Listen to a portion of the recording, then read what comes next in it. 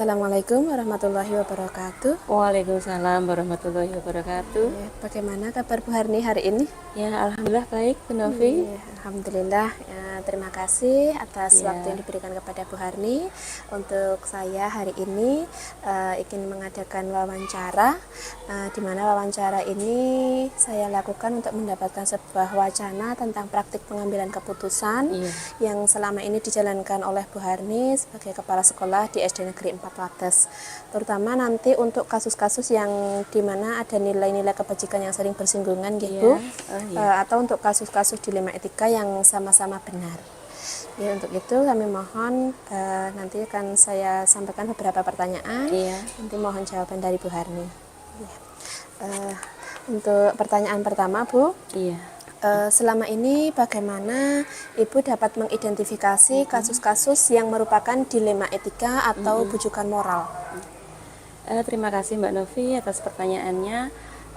Untuk mengidentifikasi apakah kasus itu masuk ke dilema etika atau bujukan moral, itu biasanya saya melihat dulu kasus tersebut apakah bertentangan dengan aturan, dengan hukum, dengan tata tertib, ataukah dengan norma.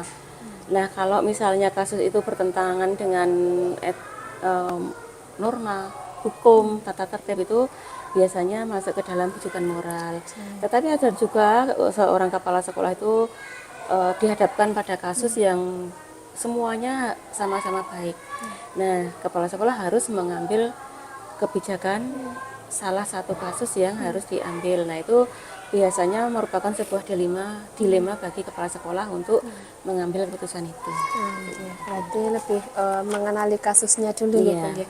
Oke, terima kasih. Kemudian untuk pertanyaan kedua, Ibu, selama ini bagaimana Ibu menjalankan pengambilan keputusan di sekolah, terutama untuk kasus di mana ada dua kepentingan yang sama-sama benar atau sama-sama mengandung nilai kebajikan? Untuk kasus yang sama-sama benar itu memang merupakan sesuatu hal yang sulit untuk diambil keputusan. Saya tidak bisa mengambil keputusan secara sepihak, maka saya biasanya mengumpulkan guru, kemudian karyawan, tenaga kependidikan yang ada di sekolah untuk bersama-sama membahas masalah-masalah yang dihadapi tersebut. Apakah masalah itu harus segera diselesaikan? Kalau misalnya diselesaikan, itu harus yang mengakomodasi kepentingan banyak pihak. Jadi kemudian yang kedua adalah setelah dikumpulkan juga harus mendalami kasus tersebut. Itu jadi untuk mendalaminya itu bukan hanya dari salah satu pihak, tapi dengan semua pihak yang terkait. Gitu. Berarti ada musyawarah dengan guru dan tenaga pendidikan atau pihak-pihak yang berkepentingan dan bersama-sama mendalami kasusnya, begitu nggih, Bu? Baik, terima kasih. Kemudian untuk yang ketiga, langkah-langkah atau prosedur seperti apa yang biasa Ibu lakukan selama ini? Biasanya untuk langkah-langkahnya saya biasanya mencari informasi-informasi dari banyak pihak, bukan hanya dari satu pihak. Nah, dari informasi-informasi itu kemudian saya kumpulkan, saya data, saya analisis, saya identifikasi. Nah, dari informasi-informasi itu kemudian saya seperti tadi mengambil keputusan dengan melibatkan banyak pihak, dengan komunikasi secara terbuka. Nah, setelah itu diklarifikasi, dievaluasi, kemudian diklarifikasi apakah kasus itu bisa mengakomodasi banyak pihak. Terima kasih, Ibu. Kemudian hal-hal apa yang selama ini Ibu anggap efektif dalam pengambilan keputusan pada kasus-kasus dilema etika? Biasanya dengan komunikasi secara terbuka, dengan melibatkan banyak pihak, kemudian tadi bermusyawarah, rapat dengan guru, kemudian tenaga kependidikan, bahkan komite sekolah. Nah, setelah dengan adanya rapat-rapat itu, komunikasi secara terbuka, maka itu kemudian kita ambil langkah untuk pengambilan keputusan. Ya, baik, terima kasih, Ibu. Kemudian untuk selanjutnya, hal-hal apa saja yang selama ini merupakan tantangan dalam pengambilan keputusan pada kasus-kasus dilema etika? Tantangan bagi saya itu adalah apabila jika kita sudah mengambil keputusan, tapi ada satu pihak yang merasa tidak puas dengan adanya keputusan yang sudah saya ambil. Nah, di situ saya harus meyakinkan kepada pihak tersebut agar pihak tersebut mau menerima keputusan itu, bahwa keputusan itu adalah yang terbaik, yang bisa mengakomodasi banyak pihak, banyak kepentingan gitu. Berarti dengan meyakinkan pada pihak Iya. yang berkeberatan tadi nih, Bu, ya. Oke, terima kasih. Kemudian untuk yang selanjutnya, Bu, apakah Ibu memiliki sebuah tata kala atau jadwal tertentu dalam sebuah penyelesaian kasus dilema etika? Iya. Apakah Ibu langsung menyelesaikan di tempat atau ada jadwal untuk menyelesaikannya? Bentuk atau prosedurnya seperti apa? Kalau untuk penyelesaian masalah itu melihat dulu masalahnya. Apakah masalahnya itu urgent ataukah tidak. Nah, kalau misalnya urgent biasanya saya langsung mengambil keputusan dengan cara itu seperti itu tadi. Saya kumpulkan pihak-pihak yang terlibat di dalamnya. Biasanya lewat WhatsApp PA group sekolah itu, Bapak Ibu nanti jam sekian kita kumpul di ruang kantor, kita ada masalah seperti ini, kita bahas. Tetapi kalau misalnya masalah itu bisa tidak terlalu mendesak, biasanya saya menjadwalkan. Biasanya ketika hari Senin setelah upacara bendera itu biasanya saya akan melaksanakan briefing. Nah, disitulah kemudian kita bahas kasus-kasus tersebut. Oke, terima kasih. Kemudian untuk selanjutnya, adakah seseorang atau faktor-faktor apa yang selama ini mempermudah atau membantu Ibu dalam pengambilan keputusan dalam kasus-kasus dilema etika? Nah, ada beberapa kemungkinan apakah kasus itu bisa dipermudah atau ada faktor-faktor yang mempermudah, yaitu dengan adanya komunikasi secara terbuka. Dengan adanya komunikasi secara terbuka, kemudian banyak pihak yang mendukung, maka kasus-kasus itu akan lebih mudah untuk segera diselesaikan. Oke, berarti lebih kepada faktor-faktor nggih, Bu, nggih, Iya, untuk komunikasi terbuka dan ada pihak-pihak tadi, nggih. Terima kasih. Kemudian pertanyaan terakhir, Ibu, dari semua hal yang telah Ibu sampaikan tadi, pembelajaran apa yang dapat Ibu petik dari pengalaman Ibu selama mengambil keputusan dilema etika? Ya. Pelajaran yang saya petik itu adalah yang pertama kedewasaan dalam berpikir. Dalam pengambilan keputusan itu kedewasaan dalam berpikir sangat dibutuhkan. Kemudian yang kedua adalah komunikasi secara terbuka. Lalu pelibatan dari pihak lain, terutama dari teman-teman guru, tenaga kependidikan, itu juga harus kita libatkan. Kemudian yang terakhir adalah kita komunikasi dengan pihak-pihak tertentu, terutama adalah yang berpengalaman mengenangani kasus-kasus tersebut. Nah, itu pelajaran yang bisa saya petik. Dengan begitu maka dengan adanya keterbukaan, kedewasaan berpikir, kemudian masukan-masukan dari pihak yang berpengalaman, maka sebuah masalah atau kasus itu akan lebih diterima oleh banyak pihak. Alhamdulillah, banyak sekali ilmu yang dapat saya petik dari hasil wawancara ini. Nanti akan saya sampaikan kepada teman-teman juga dan akan saya bandingkan dengan jawaban dari wawancara dari KS yang lain.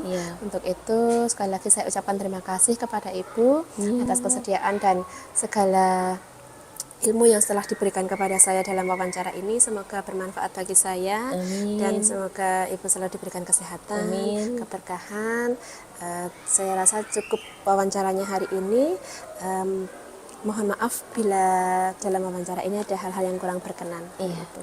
Iya, terima kasih kembali Bu Novi sudah ini juga merupakan pengalaman baru bagi saya juga terkait dengan banyak istilah dalam CGP.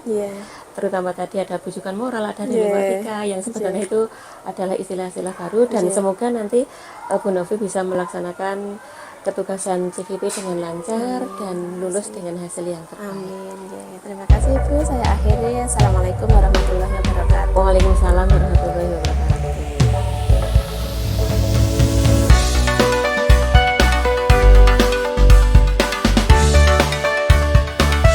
Assalamualaikum warahmatullahi wabarakatuh. Waalaikumsalam warahmatullahi wabarakatuh. Nggih.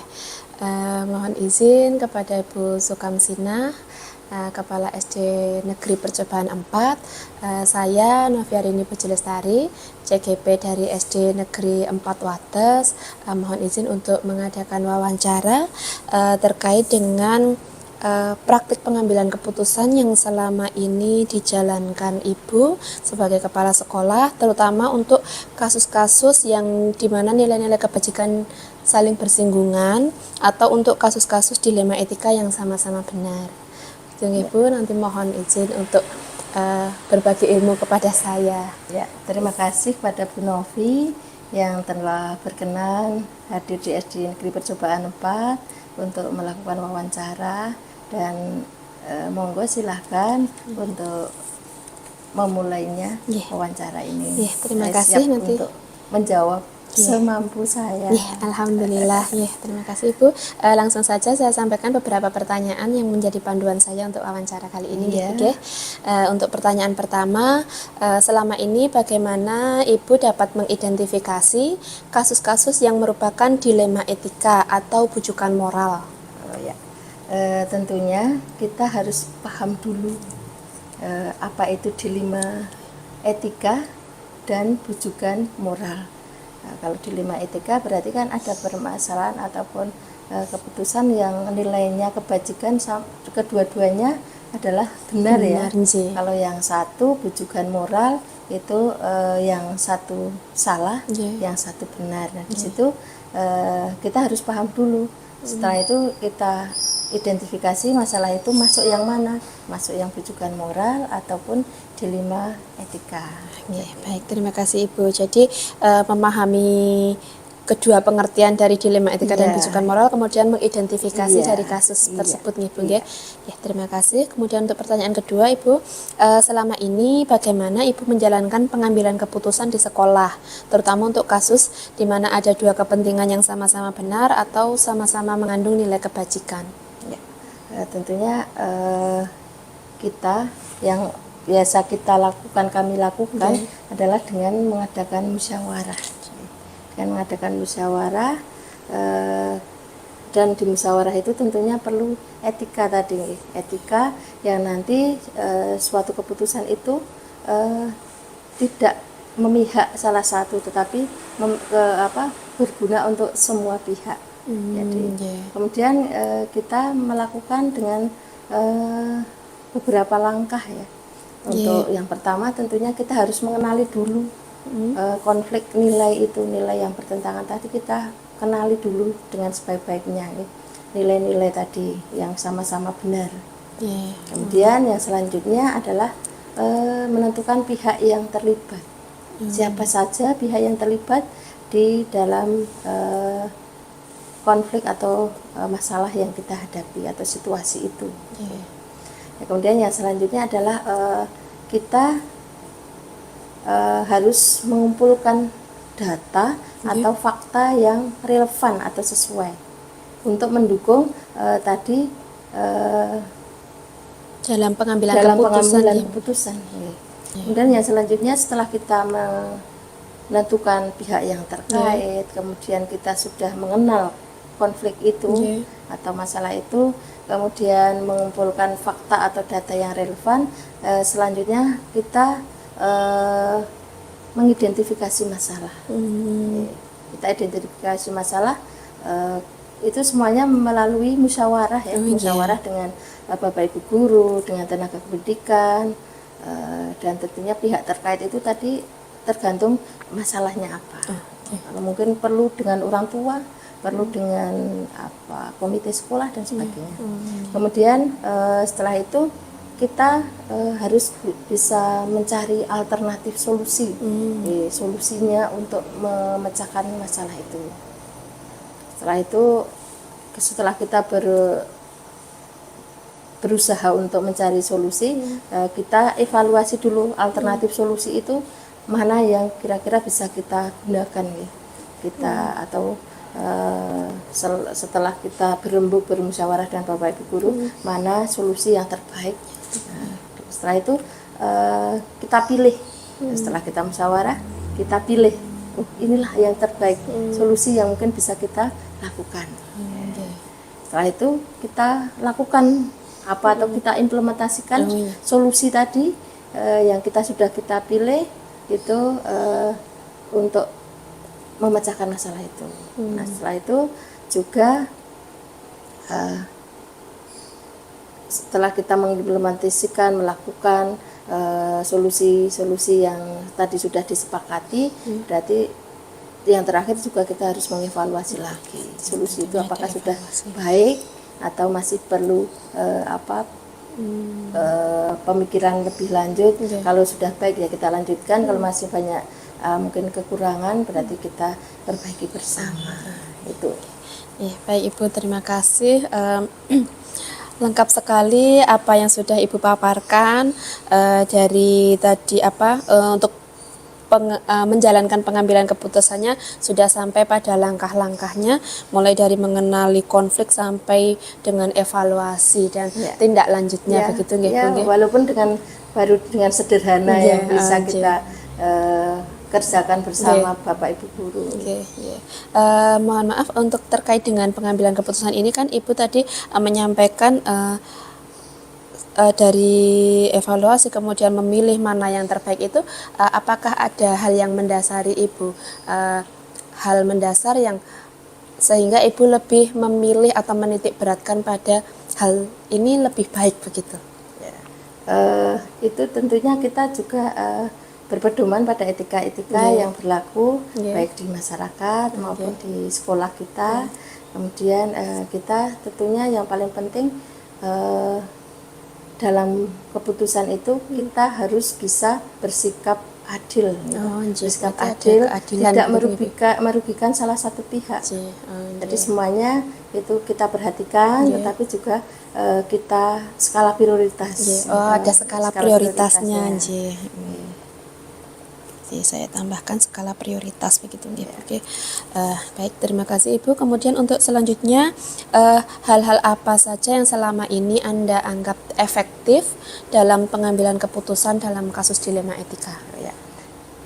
Selama ini yang kami lakukan adalah dengan cara musyawarah tadi musyawarah yang dengan tadi langkah-langkah yang sudah saya aturkan tadi.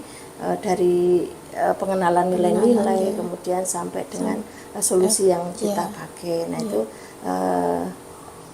yang paling efektif itu. Kemudian juga musyawarahnya itu kita harus memperhatikan juga tadi pihak mana saja yang bisa dilibatkan. Kalau memang kita sekolah atau pihak sekolah itu kurang mampu dalam menangani hal itu, tentunya kita harus mencari atau kita menggandeng pihak-pihak terkait, umpamanya tentang kekerasan seksual. Kan kita untuk guru belum begitu untuk penanganan yang seperti itu kan belum begitu paham toh. Kita bisa mungkin menggandeng dinas kesehatan, kita menggandeng kepolisian dan sebagainya untuk pihak-pihak yang ahlinya dalam ahlinya. Berarti ada pelibatan pihak yang lebih ahli begitu Bu, dari setiap kasus yang mau diambil keputusannya. Untuk selanjutnya Ibu, hal apa saja yang selama ini merupakan tantangan dalam pengambilan keputusan pada kasus dilema etika? Itu tadi karena kita berpikir benar dan benar. Nah itu. Terus semuanya tentunya ingin juga kebenaran itu bisa menjadi suatu keputusan. Nah, tapi kan kita harus membuat keputusan itu dengan dengan tepat. Jadi untuk untuk mengambil keputusan itu tentunya kita harus tantangan kita itu harus bisa bersikap adil. Gitu. Terus pengalaman selama ini juga menghilangkan rasa canggung kepada Bapak Ibu guru yang tentunya lebih tua dengan saya, lebih senior. Kalau Bapak Ibu guru yang mungkin yang sudah senior itu belum sepaham dengan kita, itu kita akan ini mengutarakan ini loh yang mengambil keputusan yang baik, yang ini itu kalau belum sepaham kan kita saya ini masih lebih muda dan sebagainya lah itu tantangan saya itu menghilangkan rasa canggung kepada orang yang lebih sepuh lebih tua itu. Nah itu dengan cara ya kita sudah berusaha, saya sudah berusaha untuk itu tadi agar memahamkan atau nilai-nilai tadi agar semuanya paham. Jadi selama ini masih itu kadang ada rasa canggung kalau berarti kan ada perbedaan tentunya di dalam pengambilan keputusan dalam musyawarah ada yang setuju, ada yang tidak. Nah itu berarti tantangannya lebih pada tingkatan senioritas begitu Ibu, dan perasaan atau kesepahaman yang mungkin belum ada di antara Bapak Ibu yang lain, ada yang belum paham tentang itu kan kita harus memahamkan dulu. Baik, terima kasih Ibu. Selanjutnya Ibu, apakah Ibu memiliki sebuah tata kala atau jadwal tertentu dalam sebuah penyelesaian kasus dilema etika? Misalnya, apakah langsung menyelesaikan di tempat atau Ibu memiliki jadwal untuk menyelesaikannya? Bentuk dan prosedurnya itu seperti apa yang dijalankan? Kalau yang kami alami selama ini, alhamdulillah masih bersifat ringan.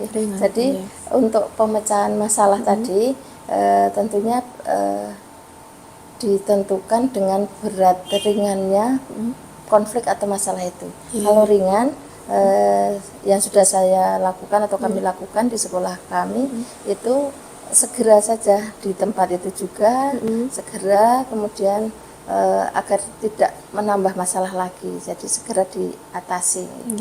Berarti saat itu juga begitu Ibu ya? Itu kalau yang ringan. Tetapi kalau yang berat, alhamdulillah selama ini belum mengalami dan semoga tidak. Tapi andaikan ada, itu tentunya kita harus membuat jadwal. Karena untuk suatu masalah yang berat tentunya identifikasi masalahnya juga harus lama, mengumpulkan data-datanya yang relevan, informasi yang relevan atau yang akurat itu juga perlu waktu.